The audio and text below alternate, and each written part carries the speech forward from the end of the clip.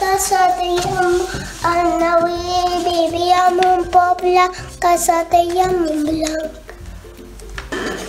Va anar a casa local la seva àvia i llavors em va sortir i llavors em va marxar. I llavors ens va sortir una princesa i va sortir a passejar i estava aquí tranquil·leta jugant. Va vindre el Black i va jugar mentre el cavaller i la princesa estaven jugant. Després va vindre la Losa a jugar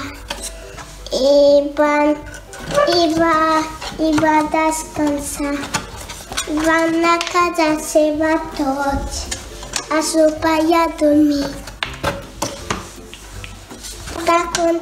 Conte acabat.